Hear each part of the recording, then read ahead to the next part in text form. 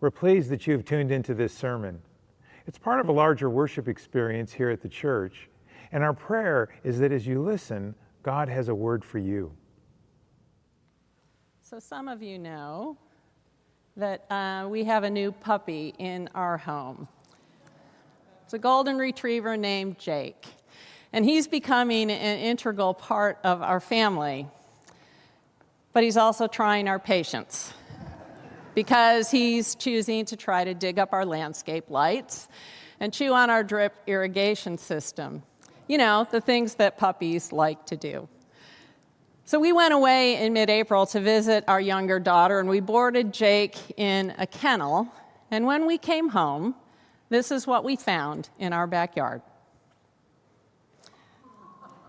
The plastic around a landscape light had totally melted, as had an irrigation pipe. There was ashes all over the ground, and the bushes on either side of where the landscape light had been were singed. Now, we assumed that what had happened is Jake had chewed through a low-voltage electrical wire, and a short had happened while we were out of town. Our older daughter sent this picture to some friends of hers, and one of them, whose father is a pastor in Michigan, responded and said, "You know, I remember something about a burning bush in the Bible.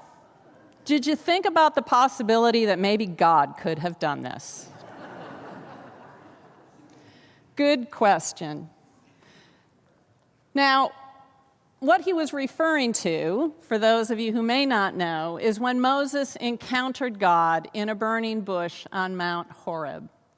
God had seen the suffering of the Hebrew people in Egypt, and he was calling Moses to bring the people out of Egypt. And as a result, Moses later went on to become a great leader of the Hebrews. Now, as Jamie shared last week, each week in the month of June, the preaching pastor is selecting one of our favorite stories out of the Hebrew Scriptures. So today you get to hear mine, but it's not the one about Moses and the burning bush. It's about something that happened many, many years before and was critical to Moses' life. You see, that encounter of Moses in the burning bush would have never happened had it not been for 5 brave women that we read about earlier in the book of Exodus. Their actions actually determined the entire destiny of the Hebrew people. So my question for you this morning to begin with is, how many of you know the names of the Hebrew midwives? Okay, I got one pastor in front. Okay, that's what I thought. I had no clue what their names were either until I had to study for the Bible content exam, which is a test that all individuals who are seeking to become a pastor in our denomination have to take. And as I was preparing for it, I was told I was going to need to know things, like the names of the Hebrew midwives, and in which gospel it says the grass is green when Jesus fed the 5,000. Lots of Bible trivia. But I found out that in learning about the Hebrew midwives and in learning their names, they actually became biblical heroes to me. And that's the story I want to share this morning. But first, a little background on our text. Whoever compiled the book of Exodus thought it was important to remind us where we have been in the book of Genesis. So it starts with a few short verses that tell us that Joseph, one of Jacob's sons, had been living in Egypt. And in the land where they were living, Jacob and Joseph's 11 brothers had encountered a severe famine. So they leave the land where they have been living and go to join Joseph in Egypt. And we are told that between Jacob and his sons and all their offspring, there are 70 people in total. Now, I have to acknowledge right here that this is a patriarchal text, because we are given the names of all of Jacob's sons, but there is not the name of a single woman mentioned, and they are not included in the 70 people that were given the tally of in terms of how many members of the family went to Egypt. The preamble then tells us that this entire generation had died off. But the Israelites were fruitful and prolific. They had become strong and they multiplied, so that the land, Egypt, was filled with them. Now, this probably reminds the reader, or is intended to remind the reader, of the promise that God had made to Jacob's grandfather, Abraham. In Genesis, we read God saying to Abraham, "I will make you a great nation, and I will bless you and make your name great, so that you will be a blessing. I will bless those who bless you, and the one who curses you I will curse. And in you all families of the earth shall be blessed." But we're shortly left wondering whether this is ever going to become true. You see, in the next few verses, we pick up the story of this much later generation. And there is a new king in Egypt. And scholars generally agree that this is King Ramses, who lived in the 13th century BCE. This new king felt threatened by the Israelites because they had become too numerous. And so he compels them into forced labor to build cities for himself. And the Hebrews continued to increase in number. So then he begins to think that they might revolt against him and escape. And that would have been an economic and a political disaster for him. So that's where we pick up today's story, the first chapter of Exodus, verse 15. The king of Egypt said to the Hebrew midwives, one of whom was named Shiprah and the other Puah. Now, I'm going to make sure that when you leave tonight, you too know their names. So this is going to be somewhat of a call and response. And every time I say Hebrew midwives or the word midwives, I want you to say their names. So what were the names of the Hebrew midwives? Shiprah and Puah. Very good. I'm going to give you lots of time to practice that over the next few minutes. When you act as midwives to the Hebrew women and see them on the birth stool, if it is a son, kill him. But if it is a daughter, she shall live. But the midwives feared God. They did not do as the king of Egypt commanded them, but they let the boys live. So the king of Egypt summoned the midwives and said to them, "Why have you done this and allowed the boys to live?" The midwives said to Pharaoh, "Because the Hebrew women are not like the Egyptian women, for they are vigorous and give birth before the midwife comes."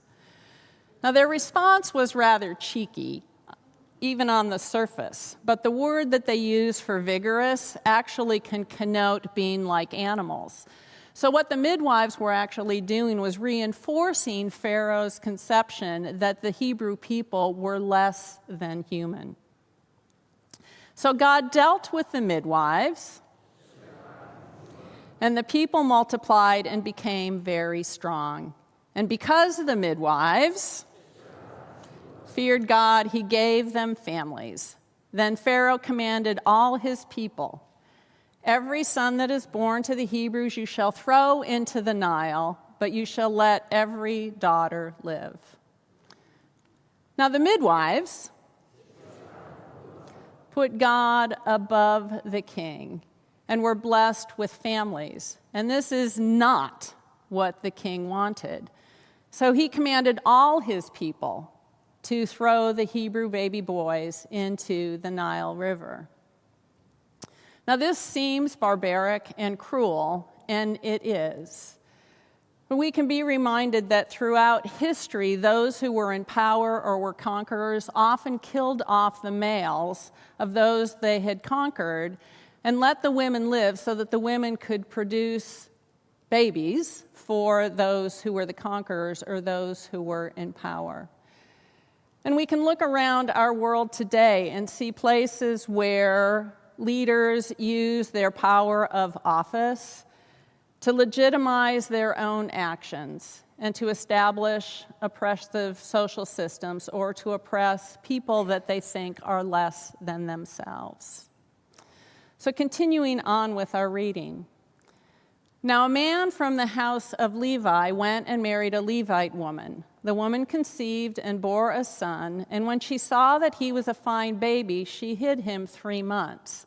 Now I think this means he wasn't a fussy baby. I personally don't know what that's like, but some mothers get lucky.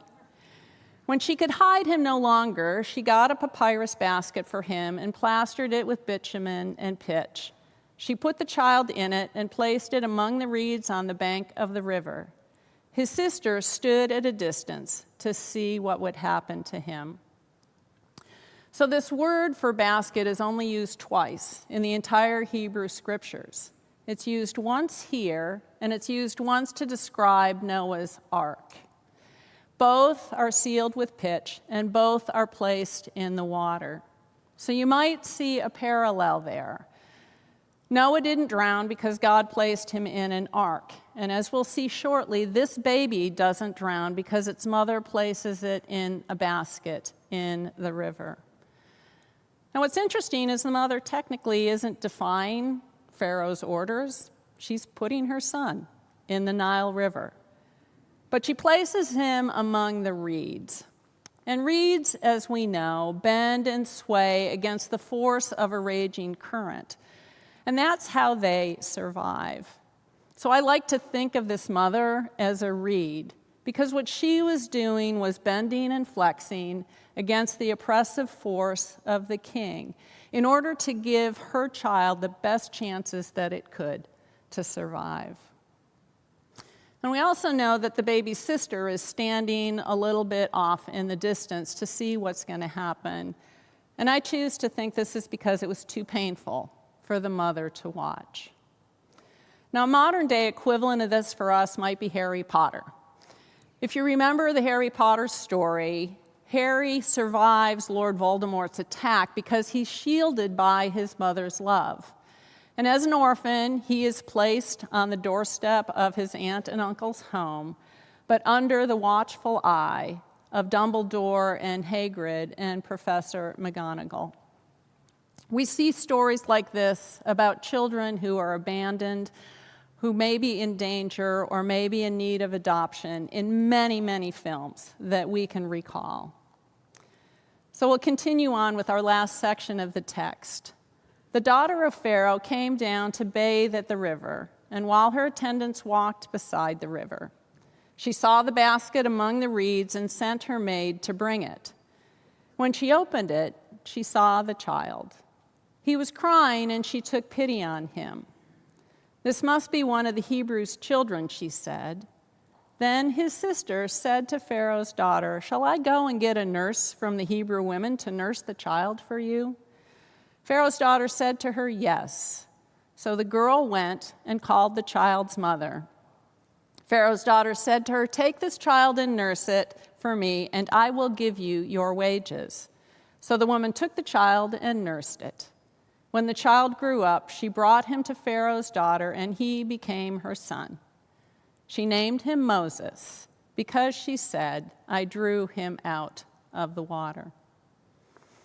Now, Pharaoh's edict hadn't said anything about drawing Hebrew babies out of the Nile River, nor had it precluded Hebrew women from becoming wet nurses to Egyptian babies. And Moses' sister ensured that her brother not only survived, but was nourished by his own mother's love and milk. On top of that, Moses' mother got paid for taking care of her own son.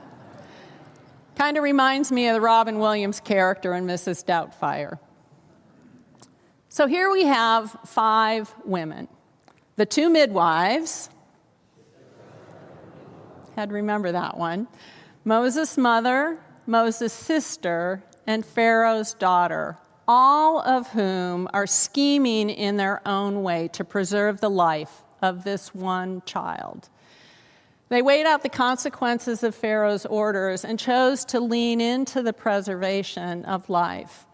and they thereby preserved the life of the entire Hebrew nation. Like I said earlier, they've become my biblical heroes. So other than cheering on these 5 female protagonists from this story, what can we draw out of it today? So first, the midwives, rather than following the king's edict, made a higher moral decision to follow God. Now, I don't know what expectations others may be placing on you in your life, but we can take some inspiration and encouragement from Shiprah and Puah. See, sometimes we face tough moral dilemmas and need to remember whose we are in order to see the path clearly in front of us.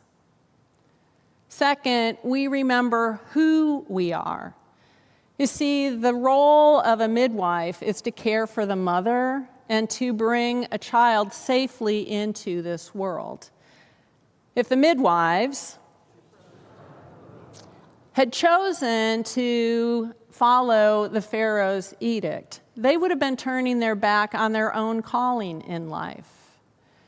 So whenever we remember who we are, when we use the unique gifts God has given us, we live into a life of faith. And finally, this story underscores the sacredness of all human life. Each of the 5 women were compelled to find a way to scheme to make sure that this child survived. I think that's an instinctive response for anyone who holds a baby in their arms, whether it's a mother, an adoptive mother, a midwife, a father, an adoptive father, a sister, or a brother. We all hold a child and see something special and sacred in our arms. Every life is sacred, and every life, every human, is made in God's image. So you see, we participate in God's redemption of our world when we refuse to look at others as less than ourselves, unlike the king. I don't know what decisions you may need to make in life. I don't know how you might be considering responding to many of the social issues that are taking place in our society. But let the sacredness of life and looking at others as being made in the image of God guide your decisions and guide your actions. Because that's what we do here as a congregation. It's what we do in our denomination. With the stance we've taken over the conflict in Gaza and Israel, we are prioritizing the sacredness of each life. With decisions we make on how we engage in Congo or many of our local ministries. So let the sacredness of life and the image of God in others guide you. So in closing, just a few final remarks. The name of the book of Exodus in Hebrew is actually, "And these are the names." So do you remember that preamble that listed Jacob and his 12 sons and never mentioned a female name? Well, when we get to this much later generation in Exodus, we aren't told the king's name. We don't know his daughter's name. We aren't told yet what his mother's name is or even what his sister's name is. The first 2 people named in the book of Exodus among this generation are women. They are the Hebrew midwives, and their names are... It isn't until much later in Exodus that Moses encounters the burning bush. And during that conversation, he asks God what God's name is. And God responds by saying, "I am who I am." So this book of Exodus really is a book of names. It's the name about a God who saw the suffering of the Hebrew people in Egypt and draws them out of their oppression. And it's the name of two Hebrew midwives who helped to make the liberation of the entire Hebrew nation possible. And now you too know their names. Amen. We invite you to get to know our community better. You can do that by exploring our YouTube channel, and do hit subscribe and check notifications so we can send you any future updates. You can also explore our community of faith at the church website, lopc.org, and we hope you know there's always a place for you here.